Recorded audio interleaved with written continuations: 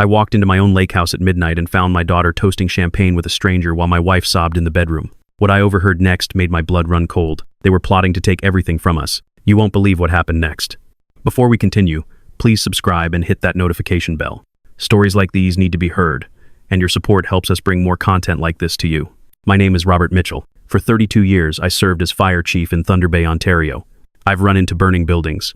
I've pulled bodies from twisted metal. I've made split-second decisions that meant life or death. But nothing, and I mean nothing, prepared me for what I discovered that cold November night. Let me take you back to the beginning. Margaret and I, that's my wife, we met in 1983. She was a second-grade teacher with the kindest eyes I'd ever seen. I was a rookie firefighter, cocky and full of dreams. We married 2 years later in a small ceremony by the lake. The same lake that would later become the center of our universe, and nearly our downfall. We had 2 kids. Amanda came first in 1992. She was our little princess, always laughing, always bringing home straight A's and sunshine. Then Daniel arrived 3 years later. Where Amanda was intense and driven, Daniel was easygoing and steady. We raised them right, or so we thought. Church on Sundays, family dinners every night, vacations to the lake in summer. The lake house. God, that place was supposed to be our legacy. We bought it 25 years ago for next to nothing. Just a rundown cabin on the shores of Lake Superior, about 3 hours north of Thunder Bay. The roof leaked. The foundation was cracked. The deck was rotting, but Margaret saw potential, and I saw a project. Every weekend for 5 years, I drove up there and worked. I replaced every board on that deck with my own hands. I rebuilt the dock where the old one had collapsed into the water. I installed new windows that Margaret picked out from a catalog, spent hours getting them perfectly level. Margaret planted the garden, wildflowers mostly, because they could survive the harsh northern climate.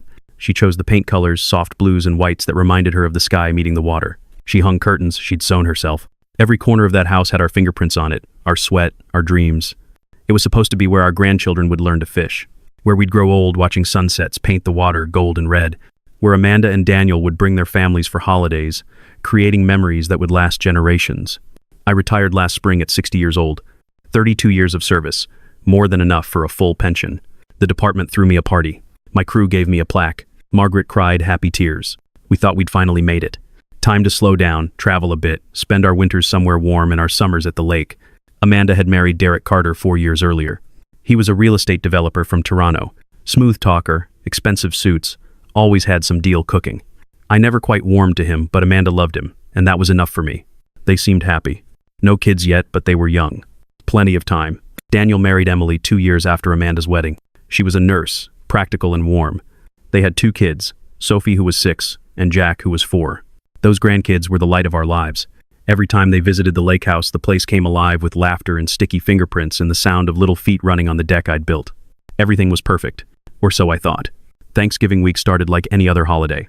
Margaret drove up to the lake house on Monday with Amanda and Derek to get the place ready. Daniel and Emily were coming up Thursday with the kids. I was supposed to follow on Friday after my retirement party at the fire station, except the party got canceled. Budget meeting, they said. Some city council emergency that couldn't wait. I was actually relieved. I've never liked being the center of attention. All those speeches and forced nostalgia make me uncomfortable. So instead of waiting until Friday, I decided to surprise Margaret and head up Tuesday night. The drive takes about 3 hours from Thunder Bay. It was already dark when I left, around 7:30 in the evening. November in Ontario means pitch black nights and temperatures that hover just above freezing. I'd called Margaret twice during the drive, but got no answer. Not unusual. Cell service near the lake is spotty at best. Sometimes you have to stand on the deck in exactly the right spot just to get one bar. But something felt off. After 32 years as fire chief, you develop instincts. You learn to read smoke patterns, to sense when a situation is about to turn dangerous. That feeling was crawling up my spine as I drove north through the darkness. I pulled into the gravel driveway around 10:30. The house was blazing with light, every window glowing. That was odd. Margaret usually went to bed by 9, and Amanda had never been a night owl. I grabbed my overnight bag from the truck and walked toward the front door, my boots crunching on frost-covered gravel. That's when I heard it. Laughter. Loud, celebratory laughter coming from the back deck. And underneath it, quieter, almost hidden, the sound of someone crying. Every instinct I'd honed over 3 decades screamed at me. Something was very wrong. I didn't go through the front door. Fire chiefs learn to assess situations from multiple angles before committing to entry. I walked around the side of the house, staying in the shadows cast by the porch lights. The deck wrapped around the back, overlooking the lake. 30 feet of wood planking that I'd laid myself, board by board, making sure every nail was countersunk and every joint was tight. 3 figures stood on that deck, silhouetted against the light spilling from the kitchen windows. Amanda, my daughter. Her dark hair caught the light as she threw her head back laughing. Derek, tall, gesturing wildly with a champagne glass in his hand, and a third man I didn't recognize. Older, maybe mid-50s, wearing an expensive-looking suit despite the late hour and remote location. I stayed in the shadows, watching, listening. The November wind carried their voices clearly across the cold air. To the new Lake Superior Resort and Spa. Derek's voice rang out. He raised his champagne glass high. This place is going to make us a fortune. Prime waterfront property. You can't beat it. My heart stopped. Resort? What resort? Your parents really won't be a problem? That was the stranger, sounding skeptical. Amanda laughed. My daughter. My little girl who I'd taught to ride a bike, who I'd walk down the aisle, who I'd trusted with everything. She laughed. My father's 60, she said, and there was something in her voice I'd never heard before. Something cold and calculating. They're both showing signs. Mom forgot to pay the utilities last month. Dad can't remember appointments. We've got documentation. The world tilted sideways. The memory clinic appointment is set for Friday. Derek added smoothly. Once the cognitive assessment comes back showing decline, it's just a formality. We become their legal guardians. They move into that nice assisted living facility in Thunder Bay. We develop the property. Everyone wins. Except them, the stranger said. They won't even know the difference in a few years. Amanda said, taking another drink. This is for their own good. They shouldn't be living out here alone at their age. I've faced down structure fires that reach 2,000 degrees. I've held dying colleagues in my arms. I've delivered news to families that shattered their worlds. But nothing, absolutely nothing, prepared me for hearing those words come from my own daughter's mouth. I stepped out of the shadows and onto the deck. Their age? My voice cut through the celebration like a knife. I'm 60, Amanda. Not ninety. All three of them spun around. The champagne glasses froze midair.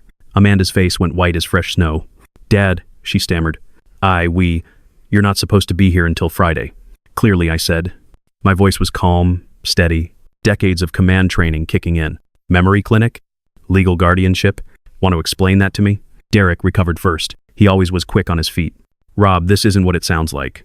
We're just concerned about you and Linda. You're getting older, and you thought you'd have me declared incompetent so you could steal my house? It's not stealing, Amanda said. It's protecting you, both of you. You're showing signs of cognitive decline. We have documentation. We've been tracking it for months. Documentation? I felt my hands clench into fists. What documentation? Mom forgot to pay the electric bill, Amanda said. Twice. You missed your doctor's appointment last month. You left the stove on overnight. These are warning signs, Dad. Early stage dementia. We're trying to help before something terrible happens. I stared at my daughter. Really looked at her. When had she become this person? When had greed replaced the love in her eyes? Your mother forgot to pay the electric bill because she was in the hospital having a tumor removed from her breast. I said slowly. Something you knew about. I missed my doctor's appointment because I was at her bedside. And I left the stove on one night because I fell asleep after working a 36-hour shift when half my crew called in sick. Amanda's face flushed. That's not how we remember it. I don't care how you remember it, I said. Where's your mother? In the bedroom, Derek said. She was upset. We tried to explain, but she wouldn't listen to reason. Reason? The word tasted like poison. You call plotting to steal our home reason? I pushed past them into the house. The stranger tried to speak, but I held up one hand. Get off my property. Now. Before I call the police and have you arrested for trespassing and conspiracy to commit fraud. He left without another word, practically running to his car. I found Margaret in our bedroom, sitting on the edge of the bed we'd picked out together 15 years ago. Her face was red and swollen from crying. When she saw me, she collapsed into my arms. They said we're losing our minds, she sobbed. They said we can't take care of ourselves. They said it's for our own good. I know. I held her tight. I heard everything. What are we going to do? We're going to fight, I said. We didn't survive 30 years of hard work to let them steal it now. Amanda and Derek appeared in the doorway. Amanda's face had hardened, the momentary shame replaced by defiance. This is happening whether you like it or not, she said. We've already filed the paperwork. The memory clinic appointment is Friday. The doctor is on board. Once you fail the cognitive tests, we'll have legal grounds for guardianship. The doctor is on board? I turned to face her. You bribed a doctor? We didn't bribe anyone, Derek snapped. We provided accurate information about concerning behaviors. The medical establishment takes elder care very seriously. Get out, I said quietly. This is as much our house as yours, Amanda shot back. We've been taking care of it for years while you were too busy with your job. We have just as much right to be here. You have no rights here, Margaret said, standing up. Her voice shook but held firm. This house is in our names. Every mortgage payment came from our accounts. Every board, every nail, every flower in that garden represents our work. Not yours. Ours. Now get out before I call the police myself. You'll regret this, Derek said. We're trying to help you. When you're sitting in some nursing home in diapers, unable to remember your own names, you'll wish you'd listened. Out. I roared. The command voice that had sent firefighters running into action, that had cleared rooms and organized chaos. Get your things and get out of my house. You have 10 minutes. They left. But the look in Amanda's eyes as she walked out told me this was far from over. That night, Margaret and I sat up until dawn, trying to make sense of what had happened. How had our daughter, our little girl, turned into someone capable of such cruelty? The money, Margaret said quietly. It's always been about money for her, ever since she married Derek. She was right. I'd seen the signs but ignored them. The designer clothes Amanda couldn't afford. The constant talk about investments and opportunities. The way her eyes lit up whenever someone mentioned real estate values. What do we do? Margaret asked. We document everything, I said. Every conversation, every phone call, every interaction. We get our own medical evaluations to prove we're competent. We change our legal documents to protect ourselves. And we make damn sure they never get their hands on this house. Friday morning, I canceled the memory clinic appointment. Then I called our family lawyer, a man named Thomas who'd handled our will years ago. Robert, he said when I explained the situation, this is more common than you'd think. Elder financial abuse, especially by family members. We need to act fast. We drove into Thunder Bay that afternoon. Thomas met us at his office with another lawyer, a woman named Patricia, who specialized in elder law. First, Patricia said, spreading documents across the conference table, we need new powers of attorney.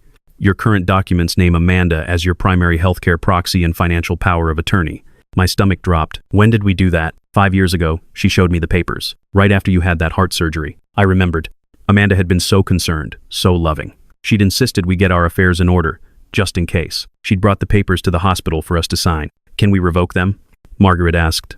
Absolutely, Patricia said. We'll draft new ones today naming Daniel as your primary, with a provision that Amanda is explicitly excluded. We'll also add a clause requiring independent medical evaluation by 2 separate physicians before any guardianship proceedings can move forward. What about the house? I asked. Transfer it into a trust, Thomas suggested. Name yourselves as trustees, with Daniel as successor trustee upon your deaths. Include provisions that prevent sale or development of the property without unanimous agreement of all trustees. That protects it from creditors, lawsuits, and fraudulent guardianship claims. We spent 6 hours in that office, signing papers, making plans, building legal walls around everything we'd worked for. It cost us $8,000 money we'd been saving for a trip to Europe, but it was worth every penny. That evening, we called Daniel. We'd avoided calling him earlier, not wanting to drag him into the mess on Thanksgiving, but we needed him to know. Mom, Dad. His voice was warm when he answered. Happy Thanksgiving. We're just finishing dinner. The kids want to say hi. Daniel, I said, we need to talk to you about something serious. The warmth drained from his voice. What's wrong? Are you sick? No, Margaret said. She'd insisted on being the one to tell him. We're fine. But we need to tell you about your sister. We explained everything. The conversation on the deck. The plans for the resort. The fraudulent guardianship scheme. Daniel was silent for a long time. I can't believe it, he finally said. Amanda wouldn't. She couldn't. She did, I said. And we need your help. Anything, he said immediately. Whatever you need. We're making you our power of attorney, Margaret explained. And successor trustee of the house. If anything happens to us, you'll be in charge of all decisions. Not Amanda. God, Daniel breathed. I'm so sorry. I had no idea. She never said anything to me about any of this. She wouldn't, I said. You would have stopped her. Damn right I would have, he said fiercely. What else can I do? Be our witness, Margaret said. Document your interactions with us. If Amanda tries to claim we're incompetent, we'll need people who can testify otherwise. Done, Daniel said. And I'm coming up there this weekend. I want to see you both in person. The next week, Margaret and I each underwent comprehensive medical evaluations, cognitive tests, memory assessments, physical exams. 2 different doctors, neither of whom had any connection to Amanda or Derek. Both doctors concluded the same thing. We were healthy, mentally sharp, and fully capable of managing our own affairs. Your cognitive function is well within normal range for your age, the first doctor told me. Better than normal, actually. All that problem solving as a fire chief kept your brain active. I had those reports notarized and kept copies in 3 different locations. Thomas kept 1 set at his office. Daniel kept 1 set at his house. We kept 1 set in a safe deposit box at the bank. Amanda called twice. I didn't answer. She left voicemails. Dad, please call me back. We need to talk about this. I'm sorry if I upset you, but I really am concerned about you and Mom. Can we please just sit down and discuss this like adults? The second message was less friendly. Fine. Don't answer. But you're making a huge mistake. Derek and I are just trying to help. When you fall and break your hip because you're too stubborn to admit you need help, don't come crying to us. I deleted both messages and blocked her number. December came. Christmas approached. For the first time in 37 years, we didn't send Amanda a gift. We didn't call her.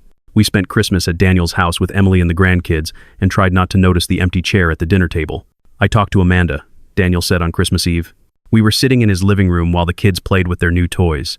She's furious with you. What did she say? Margaret asked. That you're being manipulated. That you're not thinking clearly. That Derek and she only want what's best for you, and you're too proud to see it. Do you believe her? I asked. Daniel looked me straight in the eye. Not for 1 second, Dad. I've seen you two every week since this started. You're sharp as ever. If anything, Mom's doing better since her surgery. Amanda's lying, and I told her so. How did she take that? She hung up on me, he said. Haven't heard from her since. I'm sorry we're putting you in the middle of this, Margaret said. Don't be, Daniel said firmly. She put herself there when she decided to try to steal from her own parents. In January, we received legal notice. Amanda and Derek were suing for emergency guardianship, claiming we posed a danger to ourselves. They'd submitted a petition to the court, complete with sworn statements from unnamed witnesses about our alleged cognitive decline.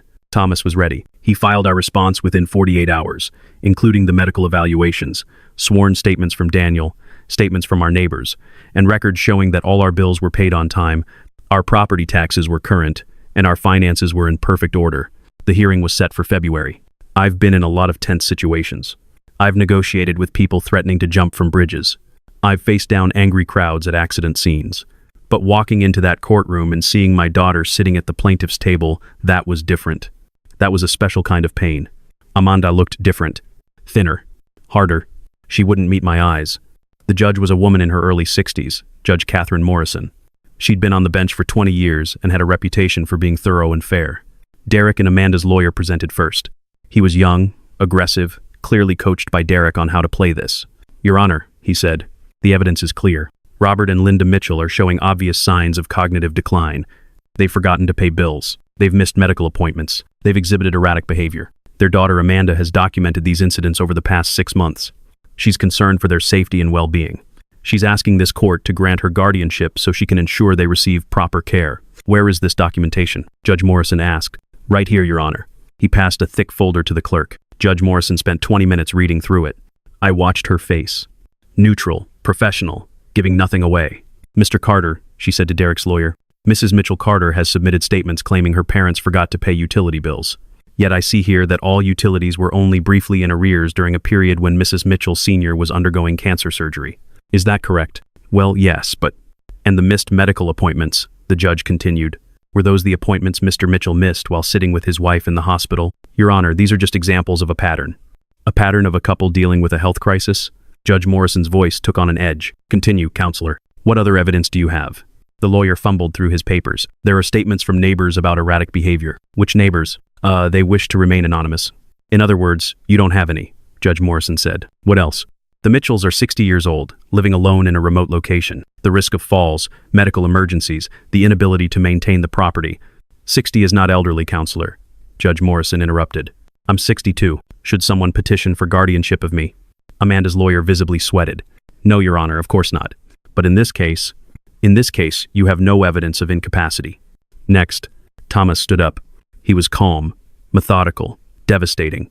Your Honor, we've submitted comprehensive medical evaluations from 2 independent physicians, both of whom conclude that Robert and Linda Mitchell are fully competent. We've submitted financial records showing all bills are paid on time. We've submitted sworn statements from family members, neighbors, and former colleagues attesting to their mental acuity. And we've submitted evidence that Mrs. Mitchell Carter has a financial motive for pursuing this guardianship. He passed copies of the real estate developer's proposal to the clerk.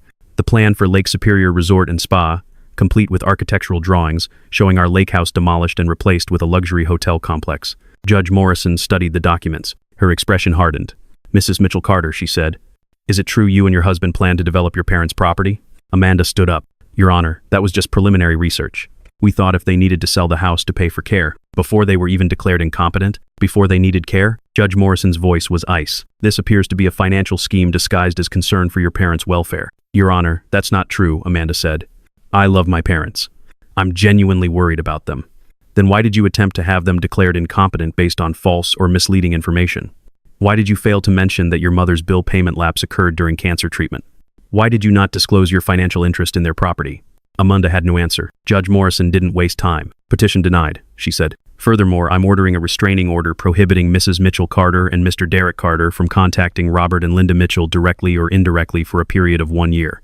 Any violations will result in contempt charges. This appears to be an attempted financial exploitation of elderly persons by a family member, and I'm referring this matter to the district attorney's office for investigation. The gavel came down. We'd won, but it didn't feel like winning. It felt like losing a daughter.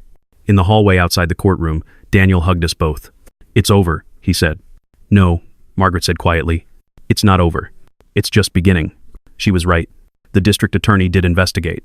They found that Derek had bribed the doctor at the memory clinic to write a false report declaring us incompetent. They found emails between Amanda and Derek discussing how to manipulate the guardianship system. They found evidence of other elderly victims Derek had targeted in similar schemes. Derek was arrested in April. Fraude, elderabus, conspiracy. He went to trial in September and was convicted on all counts. 12 years in prison. Amanda wasn't charged. The DA said they couldn't prove she knew about the bribery, and her involvement might have been coerced by Derek. But her life fell apart anyway. Derek's arrest made the news. Her friends abandoned her. She lost her job.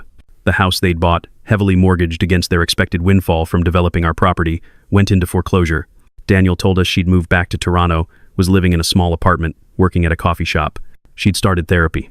She'd written him letters apologizing, saying Derek had manipulated her, that she never meant for things to go so far. Maybe that was true. Maybe Derek had been the driving force. Maybe Amanda had been pulled along by greed and ambition until she lost sight of what mattered. But she'd still done it. She'd still looked at her parents, the people who raised her and loved her and sacrificed for her, and decided we were worth more as a real estate opportunity than as family. Spring came again. 1 year since the night I retired. 1 year since we thought our troubles were behind us. The lake thawed. Margaret planted her garden again. The wildflowers came up, cheerful and bright against the gray stone of the shore. Daniel brought the kids up every few weeks. They'd run on the dock, splash in the shallow water when it warmed up. Margaret taught Sophie how to bake cookies. I taught Jack how to skip stones. Life moved on. In July, we got a letter from Amanda. Not addressed to us directly. Sent through Daniel. "I don't know if you'll read this," it began. "I don't blame you if you don't. I just need you to know that I'm sorry. Not because Derek made me do it, not because I got caught. I'm sorry because I was wrong. I let greed poison me. I looked at everything you built and only saw dollar signs. I forgot it was your life, your home, your dreams. I forgot you were my parents, not just obstacles to what I wanted. I'm in therapy now, 3 times a week, trying to figure out how I became that person, trying to become someone better. You don't expect forgiveness. I don't deserve it. I just wanted you to know that somewhere along the way I lost myself. And I'm trying to find my way back." Margaret cried when she read it. I held the letter for a long time, feeling the weight of the paper, the weight of the words, the weight of everything that had happened. "What do you think?" Margaret asked. "I think she's sorry," I said. "I think she means it. But I also think sorry doesn't fix what she broke. Should we respond?" I looked out at the lake. The sun was setting, painting the water in shades of gold and crimson. The same sunset we'd watched 1,000 times.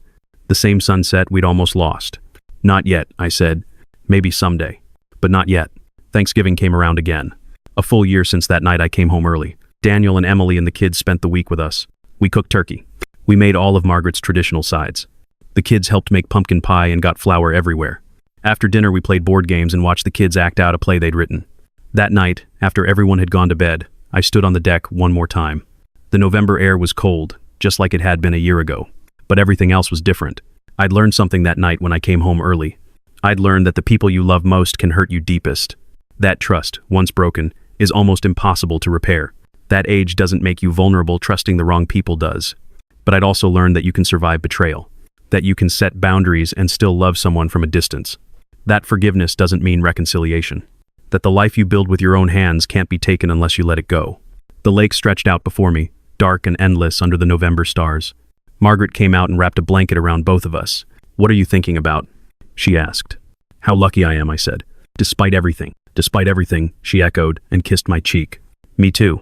We stood there for a while, watching the stars reflect on the water. The house behind us was warm with the sounds of family. The life we'd built was still ours. The dreams we'd dreamed were still within reach. And whatever Amanda became, whatever path she walked, it would be hers alone. We'd survived. Sometimes, that's enough. Sometimes, survival is its own kind of victory. If this story resonated with you, please take a moment to like and subscribe. Share it with someone who needs to hear it. Because stories like these remind us that we're stronger than we think, that family doesn't always mean loyalty, and that the lives we build are worth protecting. Until next time, take care of yourselves. Protect what matters. And always, always trust your instincts.